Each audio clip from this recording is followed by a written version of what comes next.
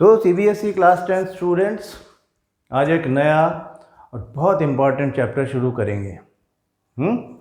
क्या चैप्टर है? इलेक्ट्रिसिटी।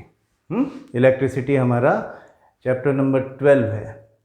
लेकिन जनरली जब फिज़िक्स ऑफ क्लास 10th पढ़ना शुरू करते हैं तो हम सबसे पहले इलेक्ट्रिसिटी की बात करते हैं। उसके पीछे थोड़ा सा रीज़न भी है, इलेक्ट्रिसिटी पर ही बेस्ड है हमारा जो magnetic effect of electric current है।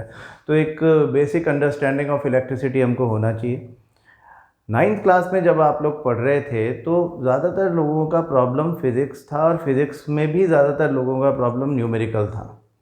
हाँ, 9th में जिस तरह के न्यूमेरिकल आपने किए, motion, force and laws of motion, work, energy, power, gravitation type के जो चैप्टर्स थे, कुछ लोगों को, जिन लोगों को खास करके मैथ्स पसंद नहीं होता, उन लोगों को थोड़ा सा they use to get terrified by this particular type of idea of numericals. तो वो फिज़िक्स से ही थोड़ा सा डिटैच हो जाते हैं, जबकि एक्चुअली ऐसा नहीं होता। नॉर्मली आपको ये ध्यान रखना है कि न्यूमेरिकल्स जो है वो हमारा कंसेप्ट कंसोलिडेशन करते हैं हमेशा। अगर आप न्यूमेरिकल्स को ज़्यादा पढ़ोगे, न्यूमेरिकल्स पे फोकस ज़्यादा करोगे, तो आपकी अंडरस्टैंडिंग बहुत अच्छी हो जाएगी। इलेक्ट्रिसिटी और light are the only 2 chapters जहाँ पर 10th क्लास में आपको न्यूमेरिकल्स दिखेंगे, और ये बहुत ही इजी कंसेप्ट बेस्ड न्यूमेरिकल्स हैं। आप बड़े आसानी से कर सकते हो, इसका बहुत ज़्यादा डिफ़िकल्टी लेवल होता नहीं है। लेकिन हम अगर उन्हें करना ही छोड़ देते हैं, कई लोगों की इस तरह का उनका माइंडसेट हो जाता है 9th क्लास के बाद कि हम लोग थ्योरी पे ध्यान देंगे, थ्योरी पढ़ लेंगे और न्यूमेरिकल को हो जाता है तो ठीक है, नहीं तो छोड़ो। ये नेगेटिव अप्रोच है, गलत अप्रोच है। इस तरह से आप कभी भी फिज़िक्स अच्छा नहीं कर पाओगे। तो ख़ास करके वो स्टूडेंट्स जिन्होंने डिसाइड किया हुआ है कि 11th क्लास में हम साइंस लेने वाले हैं, आप साइंस लोगे तो चाहे मैथ्स के साथ लो, चाहे बायोलॉजी के साथ लो, आपको फिज़िक्स तो लेना पड़ेगा। फिज़िक्स और केमिस्ट्री तो आपको मिलेगा ही मिलेगा, आप इनको छोड़ नहीं सकते अगर आपको साइंस लेना है तो। और उसके लिए फिर आपका कंसेप्ट जो है वो फिज़िक्स का क्लियर होना चाहिए, और एक पॉजिटिव माइंडसेट होना चाहिए कि हाँ जी, हम कर सकते हैं। और वो पॉजिटिव माइंडसेट न्यूमेरिकल्स पर मास्टरी किए बिना आता नहीं है। तो हम इलेक्ट्रिसिटी बड़े आराम से पढ़ेंगे। देखो, मैं बहुत सिंपल वर्ड्स में आपको समझाने की कोशिश करूंगा कि क्या होता है। इलेक्ट्रिसिटी के बेसिक कंसेप्ट्स के बारे में हम समझेंगे, और फिर धीरे धीरे हम जो भी उसकी कॉम्प्लेक्स सिचुएशंस है उनके बारे में भी समझ जाएंगे।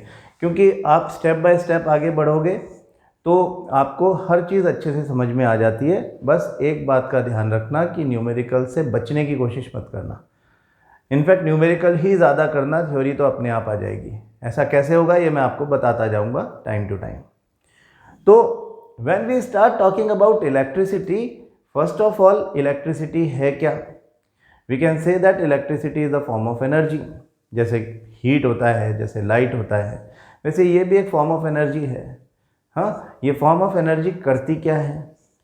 ये वायर के अंदर करंट चलाती है। सिंपल लैंग्वेज में बात करते हैं, वायर के अंदर। अब आपको थोड़ा बहुत आइडिया तो होगा, 7th क्लास में आपने सर्किट्स के बारे में पढ़ा था, तो सर्किट होता क्या है इसके बारे में थोड़ा बहुत आइडिया आपको है। थोड़ा बहुत ही है, मैं ऐसा मान के चल रहा हूँ, और हम बिल्कुल बेसिक डेफिनेशन से बात शुरू करेंगे। तो ये बात तो आपको पता है कि सबके घर में इलेक्ट्रिसिटी सप्लाई होती है, सबके घर में वायरिंग है। कुछ वायरिंग हमको अपनी दीवारों पर बाहर ही दिख जाती है, ज़्यादातर वायरिंग दीवारों के अंदर होती है, इसलिए दिखाई नहीं देती। लेकिन ये बात हमको सबको पता होना चाहिए कि उन वायर्स में करंट फ्लो होता है। करंट क्या है ये अपन अभी समझेंगे। लेकिन वायर जो कि कॉपर मेटल का बना हुआ होता है जनरली, वो मेटेलिक वायर है, क्योंकि metals are good conductors of electricity. Why they are good conductors of electricity, ये भी हम बात करेंगे। उन वायर्स को जोड़ करके एक बहुत बड़ा सर्किट हमारे हाउस होल्ड में बना हुआ है, जिससे बहुत सारे स्विच बोर्ड्स जुड़े हुए हैं। वो सब स्विच बोर्ड्स में कहीं पे कुछ प्लग एंड सॉकेट भी हैं, उनसे हम अप्लायंसेस को जोड़ते हैं। हमारे सर्किट में जगह जगह इलेक्ट्रिकल अप्लायंसेस जुड़े हुए हैं। बल्ब्स हैं, ट्यूबलाइट्स हैं, एलईडीज़ हैं, फैंस हैं, एसीज़ हैं, टेलीविज़न सेट्स हैं, रेफ्रिजरेटर्स हैं, अवन्स हैं, बहुत सारी चीज़ें हैं। ये सब अप्लायंसेस हमारे काम आते हैं। क्या काम आते हैं? जैसे फॉर एग्जांपल आपका कोई ट्यूबलाइट है, वो आपको किसी अंधेरे कमरे में लाइट दे रही है, रोशनी दे रही है, ठीक है। एक फ़ैन जो है वो घूम रहा है, मैकेनिकल एनर्जी है उसमें, वो घूम रहा है और आपको हवा आती है उससे। रेफ्रिजरेटर आपकी चीज़ों को ठंडा करता है। सब अप्लायंसेस आपकी लाइफ को ईजी बनाने का काम कर रहे हैं, और they all require a typical form of energy known as electricity for their individual operations. हाँ, तो इलेक्ट्रिसिटी एक ऐसा फॉर्म ऑफ एनर्जी है जो फ्लो करता है थ्रू वायर्स। हाँ, गुड कंडक्टर्स ऑफ इलेक्ट्रिसिटी, जो इलेक्ट्रिसिटी को अपने अंदर जाने देते हैं, मेटालिक वायर्स के अंदर फ्लो करती है ये एनर्जी और अप्लायंसेस तक पहुंचती है। अप्लायंसेस में जो कंडक्टर है उसके अंदर जो वायर है या उसके अंदर जो फिलामेंट है, वहाँ पर जाकर के इलेक्ट्रिसिटी किसी और फॉर्म ऑफ एनर्जी में कन्वर्ट हो जाती है और हमारे काम आती है। जैसे बल्ब का फिलामेंट है, तो बल्ब के फिलामेंट में जब इलेक्ट्रिसिटी जाएगी तो वो उसको हीट और लाइट में कन्वर्ट हो जाएगी उसमें से पास होने की वजह से, और फिर हमको लाइट की फॉर्म में जो एनर्जी मिलेगी, that is what we use. तो इलेक्ट्रिसिटी बड़े काम की एनर्जी है। हाँ, electricity is our favourite form of energy because this is the easiest to use. एक बटन दबाते हो और यूज़ कर लेते हो आप, तो ये सबसे आसान है यूज़ करने के लिए, इसलिए इलेक्ट्रिसिटी हमारा फेवरेट फॉर्म ऑफ एनर्जी है। और जब हम सोर्सेस ऑफ एनर्जी की बात करते हैं, आपको 10th क्लास में ही सोर्सेस ऑफ एनर्जी चैप्टर भी पढ़ना है, तो जब हम सोर्सेस ऑफ एनर्जी की बात करते हैं तो एक्चुअली हमारा ज़्यादातर फोकस इलेक्ट्रिसिटी पर होता है। यानी कि अगर हम कन्वेंशनल सोर्सेस ऑफ एनर्जी की बात करते हैं तो हम बात करने लगते हैं कोल एंड पेट्रोलियम की, और हमारा फोकस पेट्रोलियम में तो पेट्रोल और डीजल पर है, लेकिन जब हम कोल की बात करते हैं तो हम अपने थर्मल पावर प्लांट की बात करते हैं, जहां हम कोल जला करके, पानी गर्म करके, स्टीम बना करके, टरबाइंस घुमा करके इलेक्ट्रोमैग्नेटिक इंडक्शन से इलेक्ट्रिसिटी बनाते हैं। हाँ, यानी कि हमारी जो हीट एनर्जी और मैकेनिकल एनर्जी है उसको हम कन्वर्ट कर लेते हैं इनटू इलेक्ट्रिसिटी। तो इलेक्ट्रिसिटी थर्मल पावर प्लांट से हम इंडिया में तो हमारा मैक्सिमम डिपेंडेंसी उसके ऊपर है। सोर्सेस ऑफ एनर्जी चैप्टर में जब आप कन्वेंशनल सोर्सेस की बात करते हो तो आप कोल एंड पेट्रोलियम के अलावा हाइडल पावर प्लांट्स की या हाइड्रो पावर प्लांट्स की बात करते हो, जिसमें आप पानी को एक डैम में इकट्ठा करके और बहुत हाइट से गिराते हो, वो टरबाइन घुमाता है और energy in the form of electricity is produced. या फिर हम बात करते हैं कि हमारी जो विंड मिल्स हैं या सोलर एनर्जी है, ज़्यादातर इनफैक्ट न्यूक्लियर एनर्जी जो कि modern form of energy sources of energy है, उसे भी आप देखें तो हम यूरेनियम से खूब सारी एनर्जी जो निकाल रहे हैं वो अल्टीमेटली पानी गर्म करने के ही काम आ रही है। उससे स्टीम बना रहे हो आप और बिजली बन रही है। तो बिजली बनना या इलेक्ट्रिसिटी, बिजली बोलते हैं हम हिंदी में, इलेक्ट्रिसिटी ये बेसिकली एक फॉर्म ऑफ एनर्जी है जो with the help of other forms of energies हम उनको यूज़ कर रहे हैं। देखो बहुत तरह की एनर्जीज़ हैं, सनलाइट भी एक बहुत यूज़फुल एनर्जी है। जितनी भी फॉर्म्स ऑफ एनर्जी है, हवा चल रही है तो हवा में एक मैकेनिकल एनर्जी है, ये सब forms of energy are useful but we can not use them directly. हाँ, लाइट को डायरेक्टली यूज़ कर लेते हैं प्लांट्स फोटोसिंथेसिस के लिए, और वो फिर लिविंग वर्ड के लिए एनर्जी प्रोड्यूस करते हैं, खाना बनाते हैं, कहते हैं ना वो खाना बना रहे हैं अपना, फिर वही फूड और उससे मिलने वाली एनर्जी बाकी एनिमल्स को काम आ रही है।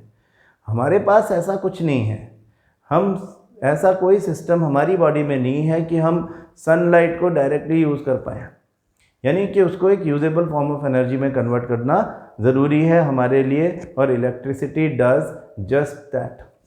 तो इलेक्ट्रिसिटी हमारा फेवरेट फॉर्म ऑफ एनर्जी है। कुछ स्पेसिफिक बातें करते हैं बेसिक समझने के लिए, है ना। बहुत ज़्यादा टेंशन मत लो कि आप कोई बहुत बड़ा चैप्टर पढ़ने जा रहे हो, बिल्कुल सिंपल बात समझो कि सर्किट सी भी आप अपन कर लेंगे बात, लेकिन सबसे पहले ये देखें कि करंट पास होता है एक वायर से, तो वायर के अंदर क्या होता है। सबसे पहले तो हम ये देखें, नाउ यू अंडरस्टैंड कि हमारे जो वायर्स होते हैं दे आर मेटालिक वायर्स। अगर हम देखें कि ये समझो एक वायर है, मैं इस वायर को मोटा कर दिया और आप उसके अंदर क्या है ये देख पा रहे हो। तो वायर में बेसिकली क्या होता है कि एटम्स जो होते हैं, ये कॉपर वायर है समझो। हाँ, copper is a good conductor of electricity. इसमें ये एटम्स हैं, ठीक। These atoms are closely connected to each other in the form of a network और lattice। ये इस तरह से एटम्स किसी वायर के अंदर हैं। कॉपर का वायर है तो कॉपर के एटम्स हैं, ठीक है। अब 9th क्लास में आपने एटॉमिक स्ट्रक्चर के बारे में पढ़ा था, और एटॉमिक स्ट्रक्चर में जब अपन बात कर रहे थे तो हमने इलेक्ट्रॉनिक कन्फिग्रेशन की भी बात की थी। हमने कहा था हर एटम का एक फिक्स्ड एटॉमिक नंबर होता है। That atomic number is exactly equal to the number of protons in the nucleus and number of electrons which keep on moving around the nucleus inside their orbits or shells। तो copper के जो atoms हैं उनका जो सबसे बाहर वाला shell, जिसको हम वैलेंस शेल बोलते हैं या आउटरमोस्ट शेल बोलते हैं, उसमें एक इलेक्ट्रॉन फ्री होता है। यानी each of these atoms would be having one electron free। हम इनको free electrons बोलते हैं। Metals are good conductors of electricity because all the metals have free electrons in their outermost shell। उनके इस तरह के स्ट्रक्चर में एक सॉलिड मेटल का कोई रॉड होगा, कोई वायर होगा, उसमें हमेशा 1 और 2 और 3 इलेक्ट्रॉन्स फ्री होंगे and these electrons are free to move. हाँ, ये अगर ये वायर ऐसे ही पड़ा हुआ है, इसको हमने किसी सोर्स ऑफ एनर्जी से, किसी बैटरी से, किसी सेल से जोड़ा नहीं है, तो दे कीप ऑन जंपिंग, इधर से उधर जाते रहते हैं। हाँ, कोई फिक्स डायरेक्शन नहीं है, कोई भी कहीं भी चला जाएगा। दे keep on moving like this, है ना, ऐसे ऐसे जिगजैग मूव करते रहते हैं, है ना। They are free to jump from one orbit to the orbit of the other atom, और इस तरह की जिगजैग मूवमेंट चलती रहती है। ये तब जब ये किसी सोर्स ऑफ एनर्जी से जुड़ा हुआ नहीं है, सोर्स ऑफ इलेक्ट्रिसिटी से जुड़ा हुआ नहीं है। सोर्स ऑफ इलेक्ट्रिसिटी क्या है? ये तो हमने कहानी सुनाई आपको वायर की। हाँ, वायर को हम कंडक्टर भी बोलते हैं, याद रखना। हाँ, इस बुक में हमारे चैप्टर पढ़ते समय हम बार बार वर्ड यूज़ करेंगे कंडक्टर। मैं बिल्कुल बेसिक्स बता रहा हूँ आपको, ध्यान से सुने बात। तो वायर्स और कंडक्टर, हम कंडक्टर वर्ड भी यूज़ करेंगे, आप समझ जाओ वायर की बात हो रही है इस चैप्टर में। तो वायर में क्या होता है आपको पता चल गया। अब देखें दूसरी चीज़, हम सोर्स ऑफ एनर्जी की अगर बात करें तो सेल कैसा होता है? सेल को हम इस तरह से शो करते हैं। हाँ, एक सिंगल सेल ऐसे शो करते हैं जिसका एक पॉजिटिव और एक नेगेटिव टर्मिनल है। मल्टीपल सेल्स शो करना है तो हम उसको ऐसे शो करते हैं। ये एक सेल, फिर इससे जोड़ दिया दूसरा सेल, तीसरा सेल, इनको जोड़ दिया आपस में, चौथा सेल, इनको जोड़ दिया आपस में, और ये 4 सेल्स को जोड़ करके ये जो कॉम्बिनेशन ऑफ सेल्स है इसको हम बोलते हैं बैटरी। हाँ, सेल एंड बैटरी, इन दोनों में फ़र्क आपको पता होना चाहिए। अब होता क्या है सेल या बैटरी में, ये बात सुनो। ये 2 टर्मिनल हमने दिखाए। आपने कोई सेल या बैटरी को बहुत गौर से शायद कभी ना देखा हो, लेकिन आपने ड्राई सेल ज़रूर देखे होंगे। इस तरह के दिखाई देते हैं कुछ। बाहर से कैसे दिखाई देते हैं आपको पता है। पेंसिल सेल आते हैं आपके रिमोट में लगने वाले, वो पतले होते हैं, टॉर्च में थोड़े बड़े डल जाते हैं। खैर आजकल लोग बाग इस तरह की टॉर्च शायद यूज़ ही नहीं करते, लेकिन ये इस तरह से दिखता है। ड्राई सेल की बात कर रहा हूँ मैं। इसके अंदर एक ग्रेफाइट की रॉड होती है और इसके चारों तरफ एक केमिकल भरा हुआ रहता है। ये जिंक का सरफेस होता है, which is a good conductor of electricity again. तो क्या होता है कि कोई भी सेल हो या कोई भी बैटरी हो, उसके 2 टर्मिनल होते हैं, एक पॉजिटिव टर्मिनल, एक negative terminal. Positive terminal, negative terminal. Positive और नेगेटिव टर्मिनल का मतलब क्या कि एक टर्मिनल पर यानी एक साइड पर पॉजिटिव चार्ज होगा, जैसे ये पॉजिटिव टर्मिनल है तो यहाँ पे पॉजिटिव चार्ज होगा और बाकी जगह नेगेटिव चार्ज होगा। अब सवाल आता है चार्ज क्या होता है।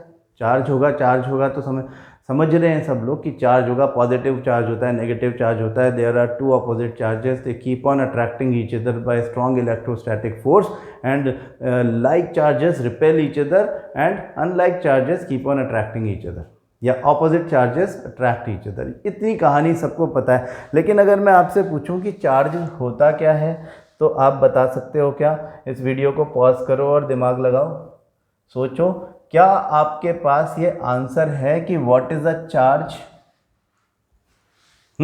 बेसिक समझेंगे तभी आगे बढ़ेंगे। चार्ज क्या होता है इसका जवाब शायद आपके पास नहीं है। चार्ज क्या होता है ये अंडरस्टैंडिंग कम लोगों के पास होती है, मैंने ऐसा देखा है आपकी एज में। प्लीज़ अंडरस्टैंड कि चार्ज क्या होता है। मैं आपको एक सिंपल एग्जांपल देता हूँ। मान लो ये एक सरफेस है, कोई भी सरफेस, ठीक। आपने ये सरफेस, आप हो सकता है एक वाइट बोर्ड है, ये वाइट बोर्ड उठा के लिया है आप, तो ये इस सरफेस को कैसे बना होगा, अगर हम इसको देखें कि इसका स्ट्रक्चर क्या होगा, तो हमने मैटर पढ़ा है और हमें पता है कि all the surfaces no matter what they are made up of atoms. Atom से मिलके बनी हुई एक सॉलिड सरफेस दिख रही है हमको, ये तो एटम से ही मिलके बनी होगी, जाहिर है। ऐसा तो कोई सरफेस है ही नहीं जो एटम से मिलके ना बना हो। सोचो, ऐसा हो सकता है क्या कि एटम ही ना हो कोई भी? नहीं, एटम तो यूनिट है, तो एटम से मिलके बना हुआ है। और एटम्स की एक प्रॉपर्टी 9th क्लास में हमने बड़ी स्पेसिफिकली बोली थी कि जो एटम्स होते हैं उनके ऊपर कोई चार्ज नहीं होता। Atoms are neutral particles. Why? Because the number of positively charged particles inside the nucleus, that are protons, and negatively charged particles, electrons, are equal in number. Her atom में number of protons और number of electrons हमेशा बराबर होते हैं। अगर proton और electron का number बराबर नहीं है तो वो एटम हो ही नहीं सकता, वो आयन होगा। ये बेसिक आइडिया 9th क्लास में ही आपको आ जाना चाहिए, और अगर तब नहीं आया था तो अब समझ लो कि किसी भी एलिमेंट का एक एटम हमेशा न्यूट्रल पार्टिकल होता है, उस पर कभी कोई चार्ज नहीं होता। अगर उस पर चार्ज है तो वो एटम नहीं है, वो आयन है। अगर उस पर इलेक्ट्रॉन प्रोटॉन से ज़्यादा है तो नेगेटिव चार्ज है, अगर उस पर इलेक्ट्रॉन प्रोटॉन से कम है तो पॉजिटिव चार्ज है। हमने जैसे सोडियम के और क्लोरीन के एग्जाम्पल्स लेकर के आपको ये बात समझाई थी 9th क्लास में कि जो इलेक्ट्रॉन है, सोडियम एक इलेक्ट्रॉन स्टेबल होने के लिए लूज़ कर देता है, उसके न्यूक्लियस में 11 प्रोटॉन्स हैं, और एक इलेक्ट्रॉन लूज़ करने के बाद जो पहले 11 इलेक्ट्रॉन्स थे वो अब 10 रह गए। तो यहाँ पे प्रोटॉन्स ज़्यादा हैं, इलेक्ट्रॉन्स एक कम है, तो सोडियम के एक एटम के ऊपर सिंगल पॉजिटिव चार्ज आ जाता है। तो अब हम इसको सोडियम का एटम नहीं बोलते, अब हम इसको बोलते हैं सोडियम आयन या सोडियम कैटायन। कैटायन मतलब पॉजिटिवली चार्ज आयन जो कि कैथोड की तरफ मूव करेगा, नेगेटिव टर्मिनल की तरफ मूव करने वाला पॉजिटिवली चार्ज आयन। सारे मेटल्स ऐसा ही करते हैं, 1 या 2 या 3 इलेक्ट्रॉन्स लूज करके पॉजिटिवली चार्ज आयन्स बनाते हैं। नॉन मेटल्स का भी ऐसा ही है। नॉन मेटल्स जैसे क्लोरीन की हम बात करें तो क्लोरीन के आउटरमोस्ट शेल में 7 इलेक्ट्रॉन्स हैं। In order to become stable, अपना ऑक्टेट पूरा करने के लिए वो बाहर से एक इलेक्ट्रॉन ले लेता है, तो उसके न्यूक्लियस में 17 प्रोटॉन्स और बाहर 17 इलेक्ट्रॉन्स थे पहले, तो एक इलेक्ट्रॉन गेन करते ही उसके इलेक्ट्रॉन्स का नंबर हो गया 18। तो अब उसके ऊपर नेगेटिव चार्ज आ गया है, अब वो आयन बन गया है क्लोरीन का। तो हर सरफेस पर जितने भी एटम्स हैं, ये हम कह रहे हैं ये एक सरफेस है जिस पर एटम्स हैं और एटम से मिलकर के बना हुआ है। हर एटम जो है, अगर ये एटम्स हैं तो न्यूट्रल ही होंगे। एटम कभी चार्ज पार्टिकल हो ही नहीं सकता। अगर वो चार्ज पार्टिकल है तो वो एटम है ही नहीं, वो आयन है। तो जब मैं कह रहा हूँ कि ये सरफेस एटम से मिलके बनी है, तो एटम्स आर न्यूट्रल पार्टिकल्स, तो number of protons and number of electrons on this surface are equal. हाँ, positively charge particles in the nuclei of all the atoms, that is protons, and negatively charge electrons जो इनके चारों तरफ घूम रहे हैं, वो बराबर इन नंबर हैं, वो अब नंबर में बराबर है. जब वो बराबर है तो इस पूरी सरफेस पर कोई चार्ज है क्या? दिस सरफेस इज न्यूट्रल, इस पर कोई चार्ज नहीं है. तो चार्ज इस पर कब आएगा?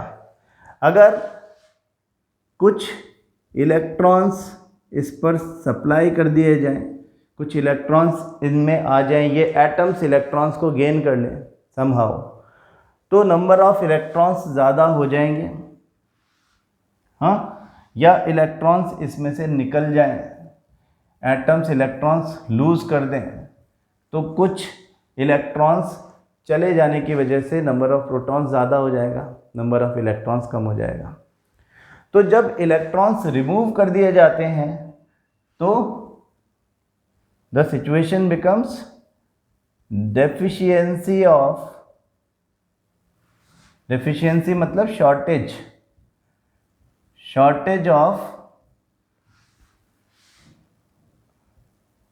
इलेक्ट्रॉन्स.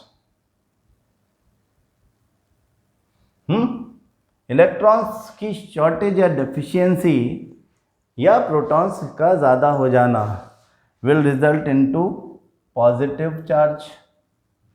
प्रोटॉन ज़्यादा है तो अपना इम्पैक्ट शो करेंगे. या अगर इलेक्ट्रॉन्स इस सरफेस को सप्लाई कर दें तो there will be surplus of electrons. Electrons का नंबर ऑफ प्रोटॉन्स के कंपैरिजन में उस सरफेस पे ज़्यादा हो जाएगा, तो नेगेटिव चार्ज होगा, इस सरफेस पर नेगेटिव चार्ज आ जाएगा. तो किसी भी सरफेस पर पॉजिटिव चार्ज या negative charge is a result of deficiency of electrons और सरप्लस ऑफ इलेक्ट्रॉन्स. इलेक्ट्रॉन्स का surplus leads to negative charge, electrons की deficiency leads to positive charge. तो व्हाट इज अ चार्ज हमारा question था. हम कहते हैं कि charge is the phenomena or a physical condition. Charge can be defined as a physical condition of having deficiency or surplus of electrons on a surface. Charge क्या है? Charge is a physical condition of having deficiency और surplus of electrons on a surface. आप बोलोगे कि आपने proton क्यों नहीं बोला, इलेक्ट्रॉन ही क्यों बोला? क्योंकि किसी भी एटम से एक्सचेंज जो होता है वो हमेशा इलेक्ट्रॉन का ही होता है. तो इलेक्ट्रिसिटी के लिए भी movement of electron he responsible है. अगर प्रोटॉन्स की हम बात करें तो protons can not move like that. Protons को न्यूक्लियस से निकालने के लिए बहुत ज़्यादा एनर्जी की ज़रूरत पड़ती है, जो कि नॉर्मल सर्कमस्टेंसेस में मिल ही नहीं सकती. तो protons don't come out of the nucleus. That is why we say that electrons are important. Chemistry में भी ऐसा ही होता है, एक्सचेंज ऑफ इलेक्ट्रॉन्स ही होता है हमेशा. जो बॉन्ड बनते हैं, जो रिएक्शंस होती हैं, स्टेबल होना, अनस्टेबल हो जाना, ये सब इलेक्ट्रॉन्स की एक्सचेंज की वजह से ही होता है. प्रोटॉन्स का कोई खास ऐसा रोल होता ही नहीं है actually. Protons don't do that. Protons तो अपनी जगह पे चुपचाप पड़े रहते हैं, न्यूट्रॉन्स भी उसके साथ में पड़े रहते हैं. तो इसलिए हम इलेक्ट्रॉन्स के कंटेक्स्ट में बात करते हैं कि इलेक्ट्रॉन्स किसी सरफेस पर कभी कम हो जाते हैं, कभी ज़्यादा हो जाते हैं. इलेक्ट्रॉन्स का कम होना या ज़्यादा होना चार्ज है. ये कौन सा चार्ज है? ये चार्ज इस सरफेस पर आकर के और रुका हुआ है. इस चार्ज को हम बोलते हैं स्टैटिक चार्ज. स्टैटिक मतलब जो स्टेशनरी हो, स्टेशनरी मतलब जो रुका हुआ हो. तो static charge on a surface अब क्यों स्टैटिक चार्ज, हमने क्या लिया था, हमने एक वाइट बोर्ड ले लिया था, वाइट बोर्ड जो शायद फाइबर से बना हुआ है या प्लास्टिक मटेरियल से मिलके बना हुआ है। तो इस तरह के पॉलीमर से बनी हुई चीज़ जो है वो गुड कंडक्टर ऑफ इलेक्ट्रिसिटी नहीं है। Since this is a bad conductor of electricity, this will not allow the electrons, अगर इस पर जो भी चार्ज आ गया, पॉजिटिव आ गया या नेगेटिव आ गया, जो भी चार्ज इस पर है उस चार्ज की मूवमेंट पॉसिबल नहीं है, because this does not allow the electrons to move anywhere, यानी कि this is a bad conductor of electricity. तो चार्ज सरफेस के ऊपर ही इकट्ठा हो जाता है, इसको हम स्टैटिक चार्ज बोलते हैं। छोटी क्लासेस में देखो, 8th क्लास में शायद आपने इसके बारे में एग्जाम्पल देखा होगा कि हम अपने बालों से बलून को रगड़ के और दीवार पे चिपका देते हैं। पढ़ा नहीं भी होगा तो आपने किया ज़रूर होगा ये। हाँ, स्केल को अपने बालों में लगाओ, कागज़ के छोटे छोटे टुकड़े काटो और उसको अट्रैक्ट करो, वो उछल के चिपक जाते हैं उसके ऊपर। क्या है ये स्टैटिक चार्ज है।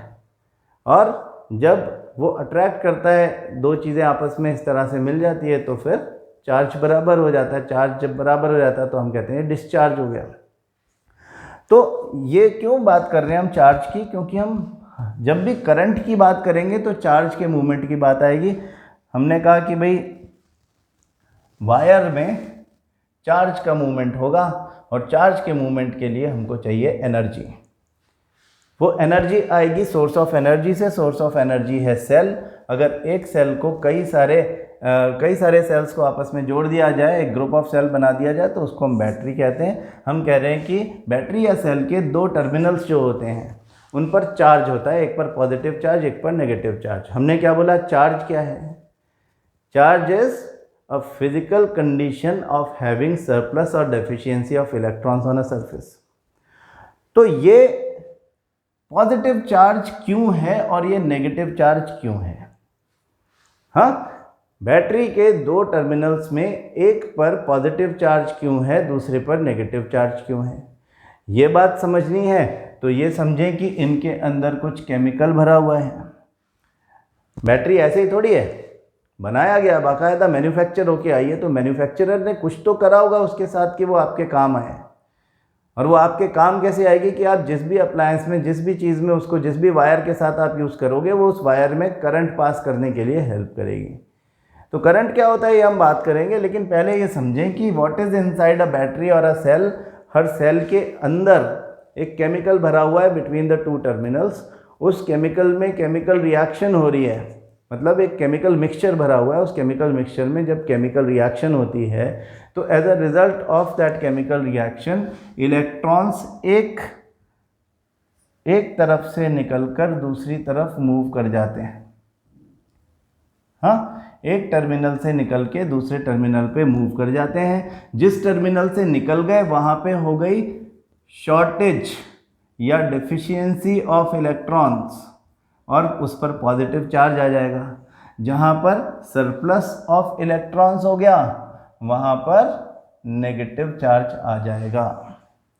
तो एक बैटरी जिसके अंदर केमिकल मिक्सचर है, जिसके अंदर, या कोई सेल जिसके अंदर केमिकल मिक्सचर है, एक्टिव केमिकल मिक्सचर है, जो केमिकल रिएक्शन करने में केपेबल है, वो एक केपेबल बैटरी होती है जिसके एक तरफ पॉजिटिव दूसरी तरफ नेगेटिव चार्ज होता है। बहुत लंबे समय के बाद अगर वो केमिकल मिक्सचर ख़त्म हो गया, मतलब कि उसकी जो केमिकल रिएक्शन होते होते अल्टीमेटली अब रिएक्शन होना बंद हो गई, तो फिर हम कहते हैं बैटरी डिस्चार्ज हो गई है ना। तो हम उसको रिप्लेस कर देते हैं या रिचार्ज कर देते हैं। तो चार्ज जब तक नहीं समझोगे तब तक बेसिक्स क्लियर नहीं होंगे। तो सबसे पहली बात हमने ये सीख ली कि there are two charges on the terminals of the battery, one is positive, one is negative, and what is the reason of having these charges? These charges are because of the chemical reactions inside the cell. जब chemical reaction होती है inside the cell तो एक terminal से electrons move करके दूसरे terminal पर इकट्ठे हो जाते हैं। जिस टर्मिनल से इलेक्ट्रॉन मूव करे उस पर पॉजिटिव चार्ज आ जाता है। पॉजिटिव चार्ज वाले इलेक्ट्रोड को हम एनोड बोलते हैं, हाँ, और नेगेटिव चार्ज वाले इलेक्ट्रोड को हम कैथोड बोलते हैं। तो inside the cell movement of electrons can be said to be as from anode to cathode. हाँ, इलेक्ट्रॉन का मूवमेंट इनसाइड द सेल या इनसाइड अ बैटरी एनोड से यानी पॉजिटिव टर्मिनल से नेगेटिव टर्मिनल की तरफ होता है। हाँ, इस तरह से मूवमेंट होता है। इनफैक्ट इनके मूवमेंट की वजह से ही यहाँ पर नेगेटिव टर्मिनल बना है, यहाँ पे पॉजिटिव टर्मिनल हुआ है बना है, और ये एक्चुअली किसी पोटेंशियल डिफरेंस की वजह से नहीं, ये केमिकल रिएक्शन की वजह से मूव कर रहे हैं। तो दो बातें समझ गए होंगे हम। एक तो वायर के अंदर एटम्स हैं, एटम्स के पास फ्री इलेक्ट्रॉन्स हैं, इसीलिए they are conductor of electricity. हम मेटल वायर इसलिए यूज़ करते हैं क्योंकि मेटल्स जो होते हैं they are good conductors of electricity.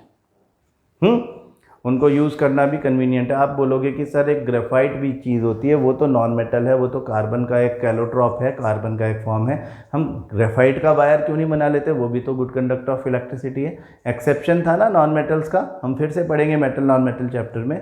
तो हम कहते हैं कि भाई वायर को, मेटल के वायर को यूज़ करना आसान है क्योंकि वो मैलिएबल और डक्टाइल होता है।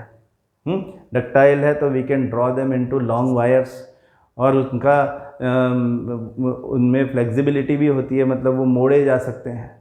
ग्रेफाइट को तुम मोड़ोगे तो टूट जाएगा, बड़ा डेलिकेट होता है। जो ये बैटरी के अंदर जो हम दिखा रहे थे ना कि सेल में, ड्राई सेल कभी खोल के देखो, उसके अंदर एक ऐसी पतली सी रॉड दिखेगी आपको, वो ग्रेफाइट है। या आपका जो पेंसिल का जो लेड है, हम लेड बोलते हैं उसको, पेंसिल का जो लेड है जिससे आप लिखते हो, ब्लैक कलर की चीज़, वो भी ग्रेफाइट है, वो लेड नहीं है, वो ग्रेफाइट है। तो आप उसके ऊपर थोड़ा सा जोर लगाते हो, टूट जाता है। अब ऐसी चीज़ का वायर बना सकते हो क्या? हाँ, ऐसी चीज़ का वायर नहीं बनेगा। ऐसी चीज़ का वायर बंद हो जाएगा, बन गया तो टूट जाएगा। तो ऐसी ब्रिटल चीज़ें नहीं चाहिए हमको ऐसी चीज़ें चाहिए जो किसी भी तरह का तोड़ मोड़ करके हम इजी टू यूज़ टाइप की चीज़ चाहिए हमको। तो हमारे पास वायर आ गया, हमारे पास बैटरी आ गई। ये दो चीज़ें इंपॉर्टेंट हैं for the flow of charge. क्या वर्ड मैंने यूज़ किया? Flow of charge. हाँ, हमने तीन बातें सीखी। पहली चीज़ वायर, दूसरी चीज़ सेल और बैटरी, और तीसरी चीज़ चार्ज। आई होप तीनों चीज़ें बिल्कुल क्लियर हैं कंसेप्ट वाइज। तो जब चार्ज चलने लगेगा इनसाइड अ वायर, तो this rate of flow of charge will be called as current. Current और electric current can be defined as the rate of flow of charge.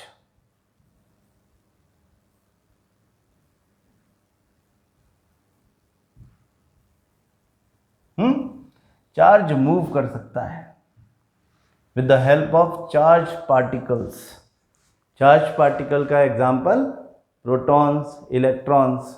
अब हमको पता है प्रोटॉन तो न्यूक्लियस से बाहर ही नहीं आएगा, लेकिन इलेक्ट्रॉन आ जाता है। इलेक्ट्रॉन तो आ जाता है। इलेक्ट्रॉन बाहर आ जाएगा तो कहाँ आ जाएगा? इलेक्ट्रॉन जब बाहर निकलेगा अपने अपने एटम से, तो वो एटम्स के बीच में जो जगह है वहाँ से होता हुआ एक से दूसरे में, हमने कहा कि जंप कर रहा है। अगर आप इस वायर को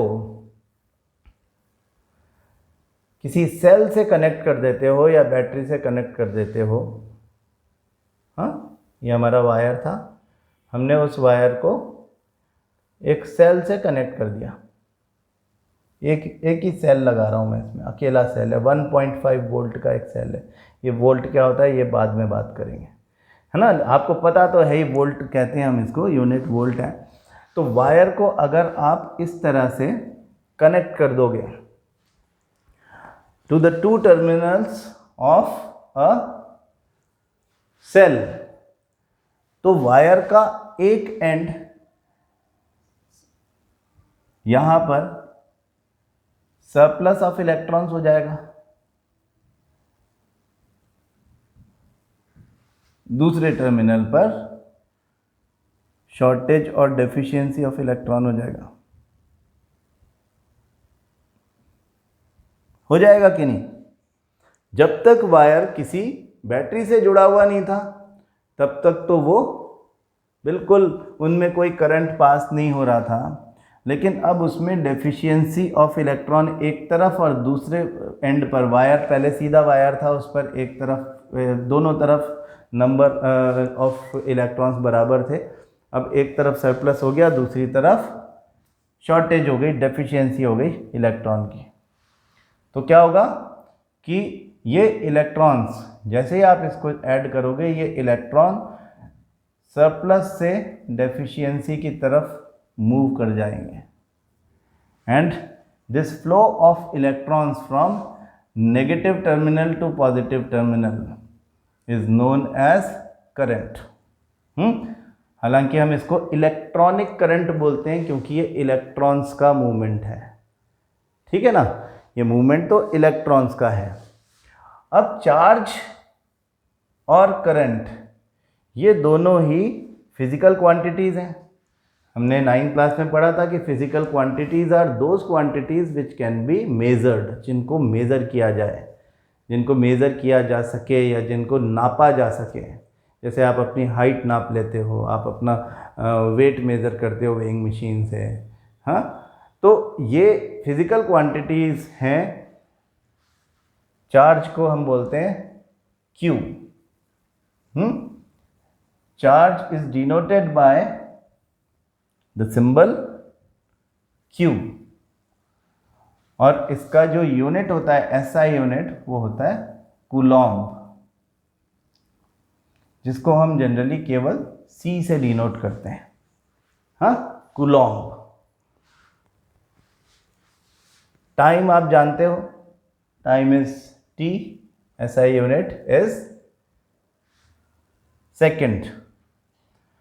तो ये इलेक्ट्रॉन्स मूव कर रहे हैं, फ्लो ऑफ चार्ज हो रहा है, और हम कहते हैं कि the current is rate of flow of charge. Current can be defined as rate of flow of charge. Current के लिए जो सिंबल है वो है I, हाँ, तो rate of flow of charge is Q upon T। The charge which flows in T time, this is rate of flow of charge. हम 9th class में समझ गए थे कि रेट वर्ड जब आएगा तो डिनोमिनेटर में टाइम होगा हमेशा, चाहे वो rate of change in velocity acceleration हो या rate of change in momentum यानी फोर्स हो।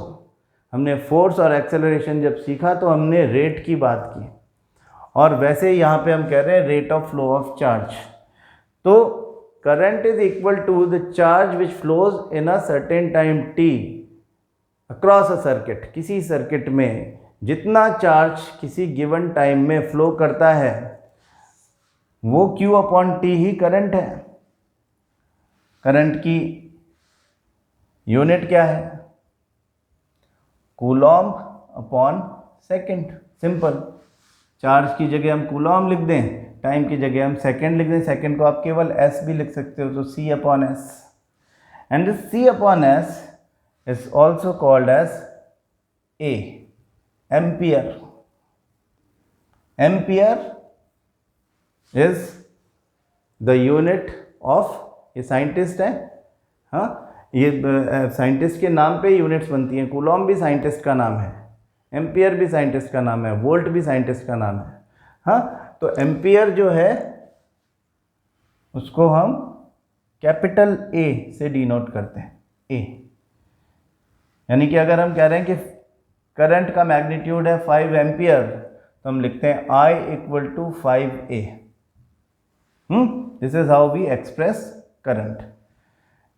अब ये यूनिट छोटी या बड़ी हो सकती है, जैसे मिली एम्पियर। मिली एम्पियर छोटा यूनिट है एम्पियर से। मिली का मतलब होता है 1 अपॉन 1000 यानी 10 टू द पावर -3। तो मिली एम्पियर या MA, small m capital A, इस तरह से लिखा जाता है, मिली एम्पियर। माइक्रो एम्पियर, क्या बोलते हैं? Micro ampere. माइक्रो क्या होता है? That is 1/1